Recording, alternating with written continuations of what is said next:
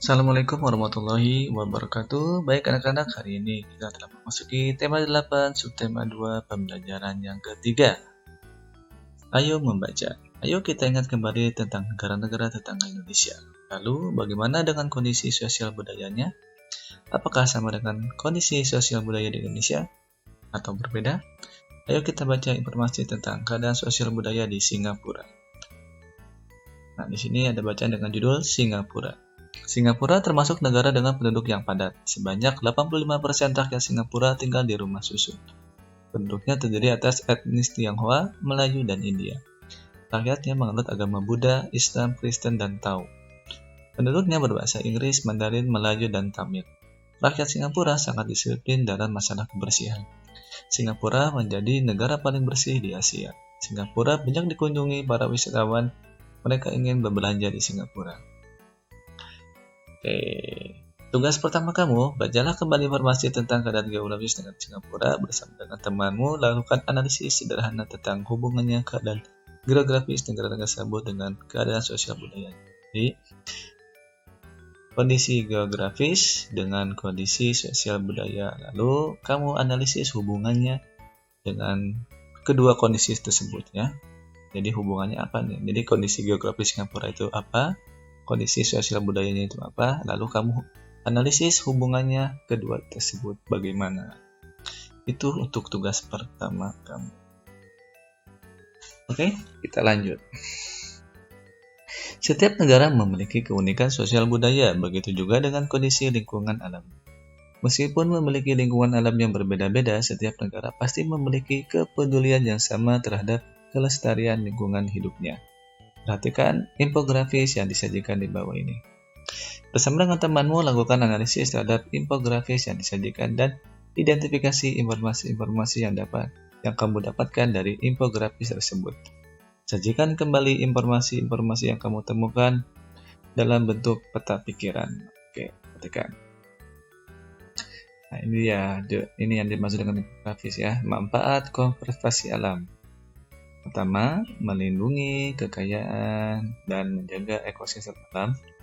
2. Melindungi spesies flora dan fauna. 3. Menjaga kualitas lingkungan hidup. 4.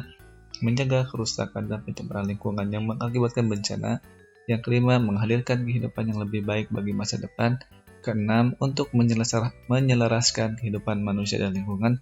7. Pemanfaatan lingkungan yang baik dan bijaksana. Nah, sekarang tugas kamu yang kedua adalah peta pikiran manfaat konservasi alam. Tugas kamu yang kedua, berdasarkan tadi gambar infografis yang tadi. Oke, selanjutnya. Menjaga kelestarian lingkungan hidup merupakan tanggung jawab bersama. Setiap warga negara bertanggung jawab melakukan upaya-upaya untuk melestarikan lingkungan hidup. Apakah kamu tahu makna tanggung jawab? Nah, tanggung jawab adalah kesadaran manusia akan tingkah laku atau perbuatan baik yang disengaja maupun yang tidak disengaja. Tanggung jawab juga berarti berbuat sebagai perwujudan kesadaran akan kewajiban. Setiap manusia memiliki tanggung jawab masing-masing sesuai dengan posisi dan kedudukan yang dimilikinya. Misalnya dalam sebuah keluarga, setiap anggota keluarga memiliki tanggung jawab yang berbeda sesuai dengan posisinya. Nah, tugas yang ketiga kamu, gambarlah pohon keluargamu. Identifikasi tanggung jawab setiap anggota keluargamu, bandingkan hasil identifikasi tanggung jawabmu di keluargamu dengan tanggung jawab di keluarga temanmu. Nah, untuk format pohon keluarganya seperti ini. Oke, ya. Tulis ini pohon keluarga. Nah, di sini aku, ibu bapak, kalau ada nenek, kalau ada kakek, bibi, paman, sepupu, kalau masih ada yang lainnya silahkan kamu menggambar format pohon keluarganya. Jika hanya ibu saja berarti bapak tidak ada, jadi tidak akan sama semua ya. Jadi setiap pohon keluarga itu akan berbeda. Kakak kamu, misalnya adik kamu. Nah, setelah kamu menggambar, nah kamu identifikasi tanggung jawab setiap anggota keluargamu. Kamu tanggung jawabnya apa, ibu tanggung jawabnya apa, bapak tanggung jawabnya apa, dan anggota yang lain itu tanggung jawabnya apa. Itu untuk tugas kamu yang ketiga. Jangan lupa pohon keluarganya digambar sesuai dengan anggota keluarga kamu yang ada di rumah. Jelas ya? Oke, lanjut. Upaya menjaga dan melestarikan lingkungan hidup merupakan tanggung jawab setiap warga masyarakat yang tinggal di lingkungan tersebut. Upaya ini dapat dimulai dari hal yang sederhana, yaitu membuang sampah pada tempatnya. Di bawah ini disajikan infografis tentang sampah di Jakarta bersama temanmu. Cermati infografis tersebut, analisis informasi yang kamu dapatkan dari infografis tersebut. Nah, perhatikan. Ini infografis tentang sampah Jakarta. Lihat di sini di gambar yang paling atas. Ternyata di situ ada jumlah sampah, yaitu mencapai 6.270 ton. Beratnya katanya sama dengan 25 besar ikan paus atau dapat menutupi 4 kali lapangan sepak bola. Itu setiap hari katanya.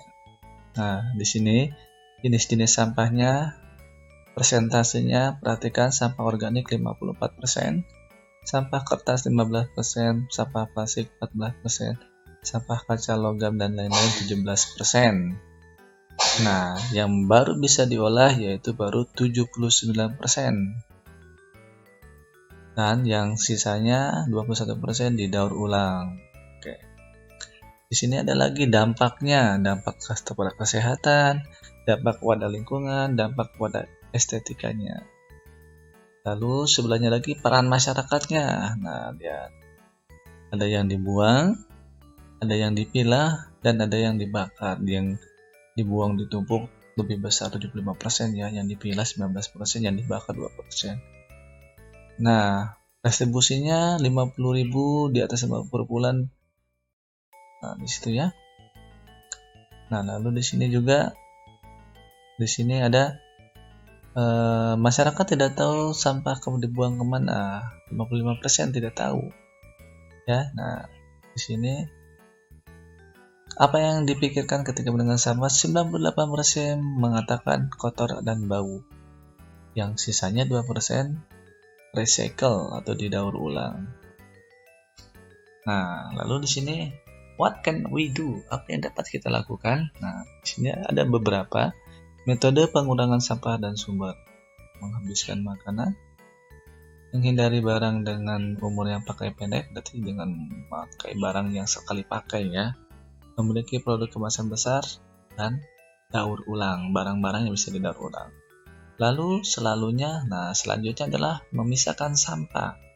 Sampah yang mudah membusuk dengan sampah yang sulit membusuk dipisahkan ya. Sampah organik dengan sampah tidak organik. Lalu nanti yang sampah organik ini bisa dibuat pupuk, manfaatnya untuk menyuburkan tanaman. Nah, sedangkan sampah yang tidak bisa membusuk atau anorganik ini bisa dijual, didaur ulang, dan bisa dipakai sebagai barang kerajinan. Nah, itu ya. Itu adalah infografi yang baru saja Bapak jelaskan supaya kamu nanti mudah untuk mengerjakan tugas yang selanjutnya. Oke. Nah, tugas yang selanjutnya adalah kamu menulis 6 tanggung jawab masyarakat dalam menjaga lingkungan dari sampah. Nah, 6 tanggung jawab ini bisa kamu lihat dari tadi infografis yang telah Bapak jelaskan tadi. Ini untuk tugas kamu yang keempat, sekaligus tugas kamu yang terakhir di pembelajaran hari ini. Oke? Baik anak-anak, jangan lupa semua tugas dikerjakan di kertas lembar. Jangan lupa kasih nama, tanggal, judul yang jelas nanti agar mudah dikoreksi. Baik, Bapak akhiri. Wabillahi taufiq wal hidayah. Wassalamualaikum warahmatullahi wabarakatuh. Kita berjumpa di materi yang selanjutnya.